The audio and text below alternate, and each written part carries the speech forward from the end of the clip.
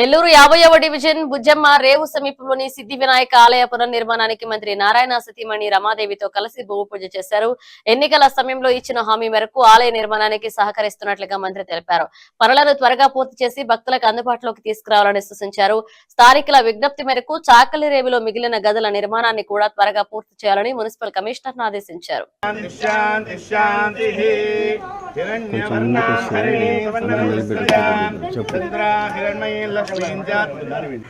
Okay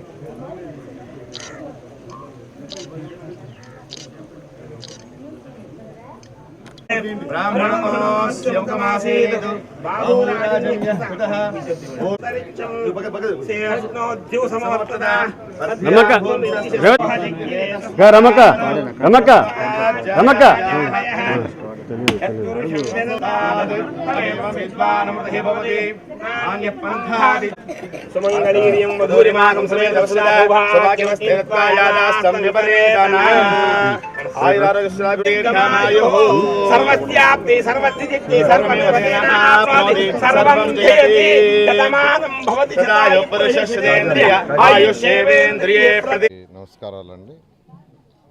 ఈరోజు 50వ డివిజన్లో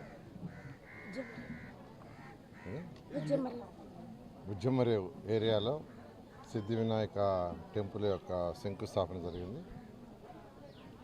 ఇది అంతకుముందు ఒక టెంపుల్ ఉండేది, అయితే దీన్ని ఎవరు పట్టించుకోలేదు. నేను ఎలక్షన్ అప్పుడు తిరిగేటప్పుడు ఇక్కడ ఉన్న లోకల్ వాళ్ళు, ప్రత్యేకంగా రేవతి సీనయ్య ఇంకా కొంతమంది నన్ను రిక్వెస్ట్ చేశారు, సార్ ఈ టెంపుల్ గుడి కట్టుకోవాలి, మాకు గుడిగా లేదు, కేవలం 4 గోడలతో ఉంది, గుడి కట్టుకుంటాం, దీనికి సపోర్ట్ చేయమని. దానికి యాక్చువల్గా కొంత సపోర్టు చేయటం జరిగింది. ఈరోజు దాని శంకుస్థాపన జరిగింది. ఇది వీలైన తొందరలో కంప్లీట్ చేయాలని, ఎవరైతే చేస్తున్నారో వాళ్ళు కంప్లీట్ చేయమని రిక్వెస్ట్ చేస్తున్నాను. ఎందుకంటే ప్రతి దగ్గర ఈరోజు అందరికీ భక్తిభావం బాగా పెరిగింది. ఈ ఏరియాలో చాలామంది ఉన్నారు, పేదలు నిరుపేదలు చాలామంది ఉన్నారు.